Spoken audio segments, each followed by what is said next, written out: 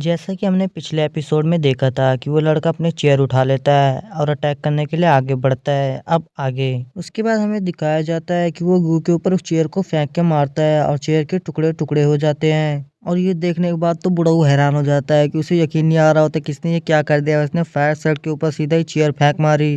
तभी वो लड़का बोलने लगता है कि तुम्हारी हिम्मत कैसे हुई मेरी शादी में आने के लिए, और ऊपर से आके तुम मेरी शादी को खराब कर रहे हो, मैं तुम्हें छोड़ूंगा नहीं। ये देखने के बाद तो वहाँ पे जितने लोग होते हैं वो सभी बोल रहे थे क्या ये पागल हो गया है, इसे तमीज नहीं है कि वो एक फायर सेक्टर के मास्टर के ऊपर अटैक कर रहा है। अगर उसने अपनी पावर से एक भी पंच मारा ना तो ये जिंदा नहीं बचने वाला। और ये सब कुछ देखने के बाद उसकी वाइफ भी हैरान हो जाती है कि आखिरकार ये क्या कर रहा है। तभी फायर सेक्टर का मास्टर बोलने लगता है कि बच्चे मैं तुम्हें छोड़ूंगा नहीं, तुम इसके लिए पछताओगे। और फिर हमें दिखाया जाता है कि फायर सेक्टर का मास्टर अपने फायर पंच को रेडी करता है। उसके बाद फायर सेक्टर का मास्टर बोलने लगता है कि आज तुम्हारा मरना तय है, आज चाहे कुछ भी हो जाए लेकिन तुम्हें मुझसे कोई भी नहीं बचा सकता, तो मरने के लिए अब तैयार हो जाओ। और ये सब कुछ सुनने के बाद हमारा मेन कैरेक्टर डरने लगता है और वो सोचता है कि अगर मुझे मरना नहीं है तो अच्छा होगा कि मैं यहाँ से भाग जाऊँ। उसके बाद हमारा मेन कैरेक्टर भागने लगता है और वो बोलता है कि अब मेरे लिए अच्छा होगा कि मैं जितनी जल्दी हो सके यहाँ से भाग जाऊँ। और बुढ़ऊ देखता है और बोलता है कि अच्छा तो ये था तुम्हारा प्लान, उसे गुस्सा दिलाने के बाद वहाँ से भागने का।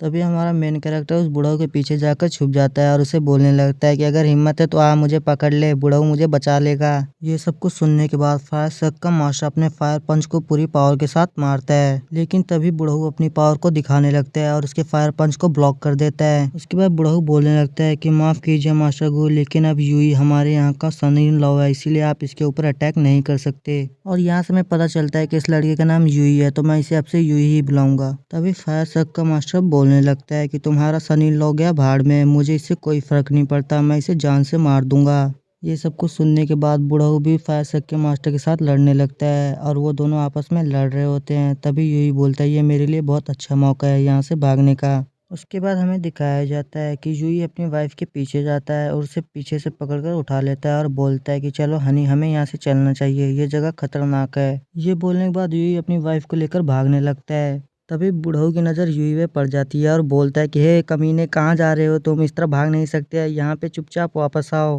तभी उन सैनिकों की भी नजर पड़ती है और बोलते हैं कि आखिरकार वो मैडम को लेकर कहाँ जा रहा है। ये सुनने के बाद यूई बोलता है कि मैं इसे टावर ऑफ चैम्बर में लेकर जा रहा हूँ, यहाँ पे खतरा है। उसके बाद सीन शिफ्ट होता है और हमें टावर चैम्बर दिखाया जाता है। और फिर हमें दिखाया जाता है कि यूई अपनी वाइफ को नीचे उतारता है और उससे बोलता है कि ये लो हम पहुंच गए। तभी यूई की बीवी बोलती है कि ये सब तुमने किसी मकसद के साथ किया है ना, तुमने वहाँ पर गू को गुस्सा दिलाया और यहाँ पर आ गए। अब ये सुनने के बाद यूई बोलने लगता है हाँ मुझे जरूरत थी उस घमंडी इंसान को सबक सिखाने के लिए, एक तो वो हमारी शादी में आया, ऊपर से हमारी शादी को भी उसने बर्बाद कर दिया। तभी उसकी वाइफ बोलती है तुम्हें पता भी है तुमने यान फैमिली के लिए कितनी बड़ी मुसीबत खड़ी कर दी है। ये सुनने के बाद यूई बोलने लगता है चाहे कुछ भी हो जाए लेकिन मैं तुम्हारी बेइज्जती को नहीं देख सकता था, उसकी हिम्मत कैसे हुई तुम्हारे बारे में भला बुरा बोलने की। और वैसे भी अब हमें शादीशुदा हैं, हमें एक साथ रहना चाहिए। और ये लाइन यूई बार बार बोल रहा होता है जिसे सुनने के बाद उसकी वाइफ को बहुत ज्यादा गुस्सा आ रहा होता है। तभी उसकी वाइफ बोलती है कि क्या तुम अपना मुंह बंद रखोगे, यहाँ पे थोड़ी शांति होनी चाहिए। उसे इस तरह देखने के बाद यूई थोड़ा डरने लगता है और वो बोलता है ये तो बड़ी ज्यादा खतरनाक हो गई, थोड़ी देर पहले बहुत प्यारी लग रही थी पर अब तो ये किसी राक्षस से कम नहीं लग रही है। उसके बाद उसकी वाइफ बोलने लगती है कि तुमने मेरी मदद की, तुम्हारा बहुत बहुत शुक्रिया। और ये बोलने के बाद उसकी वाइफ पीछे मुड़ जाती है। तभी यूई बोलता है क्या तुम मुझे बताओगे कि क्या मैं यान फैमिली में हूँ या नहीं हूँ। ये सुनने के बाद उसकी वाइफ बोलने लगती है कि एक बार ये काम खत्म होने दो, उसके बाद मैं तुम्हें तुम्हारा इनाम दे दूंगी और फिर तुम यहाँ से जा सकते हो।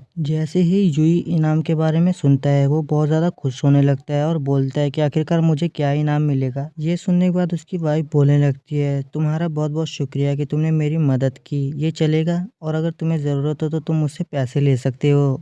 तभी यूई बोलता है कि क्या तुमने मुझे कोई भिखारी समझा है, मैं तुमसे पैसे नहीं लूंगा चाहे कुछ भी हो जाए। ये सुनने के बाद यूई की बीवी थोड़ा हैरान होती है और वो बोलती है मुझे लगा नहीं था कि तुम पैसों को मना कर दोगे, लगता है तुम्हें थोड़ी बहुत तमीज है। उसी टाइम पे यूई बोलता है ठीक है अगर तुम मुझे कुछ इनाम देना ही चाहती हो तो मैं मना भी नहीं करूंगा, ऐसा करो तुम मुझे एक कल्टीवेशन स्कूल दे दो।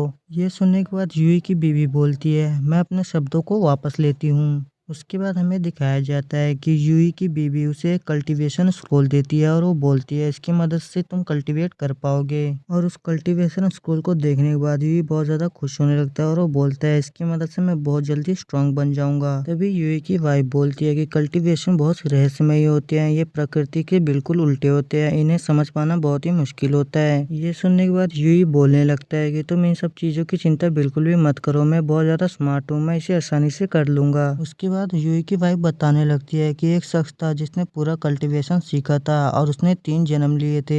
दूसरी तरफ यूई स्कूल के बारे में पढ़ रहा होता है कि जब आप इस स्क्रोल के अंदर एंटर करेंगे तो आप बहुत ज्यादा छोटे से बच्चे होंगे, धीरे धीरे करके आपका शरीर बड़ा होता जाएगा और एनर्जी को अब्सॉर्ब करता जाएगा। तभी यूई बोलने लगता है कि मुझे ऐसा लगा कि जैसे मैंने बच्चे बूढ़े सभी वाले सब कुछ सीख लिया है। दूसरी तरफ यूई की बीवी बोल रही होती है तुम्हें इन सब चीजों के बारे में क्या पता होगा, मैं भला तुम्हें ये सब कुछ क्यों बता रही हूँ। उसके बाद हमें दिखाया जाता है कि यूई की वाइफ बोलने लगती है कि आज गू यहाँ से नहीं जाने वाला है, तो इसलिए आज हमें यहीं पर रुकना पड़ेगा। ये सुनने के बाद यूई बोलने लगता है कि मैं जानता था कि तुम मेरे साथ यहाँ पे रुकना चाहती हो, इसी वजह से तुम यहाँ पे रुकने के लिए तैयार हुई हो, चलो अब मुझे एक किस दो।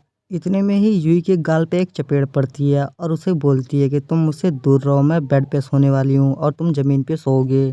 ये सुनने के बाद यूई बोलने लगता है कि तुम मेरे साथ ऐसा नहीं कर सकती, जमीन बहुत ज़्यादा ठंडी है और मुझे अकेले सोने की आदत भी नहीं है, प्लीज़ मुझे अपने साथ सोने दो। तभी यूई की तरफ एक नीडल आता है और उस नीडल को देखने के बाद यूई डरने लगता है और बोलता है ये क्या चीज़ है, बाल बाल बच गया मैं तो। उसके बाद हमें दिखाया जाता है कि यूई की वाइफ बोलती है कि अगली बार नीडल जमीन पे नहीं लगेगा बल्कि तुम्हें लगेगा। ये सुनने के बाद यूई बोलने लगता है कि इस मामले में मैं तुम्हें एक बात बताना चाहता हूँ। तभी यूई की वाइफ बोलती है तो ठीक है, मुझे बताओ कि आखिरकार तुम मुझे क्या बताना चाहते हो। तभी यूई अपने पंजों को टाइट कर लेता है और वो बोलता है तो तुम इस तरह नहीं मानोगी। उसके बाद हमें दिखाया जाता है यूई जाके उसके पैर पकड़ लेता है और वो बोलता है कि प्लीज़ मुझे अपने साथ सोने दो, मुझे भूत वगैरह से डर लगता है, मैं डरता हूँ, इसी वजह से मुझे डर लग रहा है, अपने साथ सोने दो ना। और ये सुनने के बाद यूई की वाइफ सोच रही होती है कि आखिरकार मैं इसका क्या करूं, मैं इसे कैसे समझाऊं। और दूसरी तरफ यूई अंदर ही अंदर खुश हो रहा होता है, वो सोच रहा होता है कि अब ये मुझे अपने साथ सोने देगी, अब आएगा सोने का मजा। तभी हमें दिखाया जाता है कि यूई की वाइफ अपने सारे पिन बाहर निकाल लेती है और वो बोलती है कि अब तुम मुझसे नहीं बचोगी और उसे वो पिन चुभाने लगती है। उसके बाद हमें कुछ समय बाद का सीन दिखाया जाता है जहाँ पर यूई जमीन पर सो रहा होता है और सोते टाइम नींद में भी यूई बोल रहा होता है कि तुम बहुत ज़्यादा सुंदर हो, तुम्हारी सारी चीज़ें बहुत ही प्यारी लगती है, प्लीज़ मुझे एक किस दो ना। उसके बाद हमें यूई की वाइफ को दिखाया जाता है जो कि अपनी कल्टीवेशन की प्रैक्टिस कर रही होती है। तभी यूई की वाइफ की आँख खुलती है और वो सुनती है कि मुझे किस करो। ये सुनने के बाद वो बोलने लगती है कि आखिरकार मैं इस कमीने का क्या करूँ।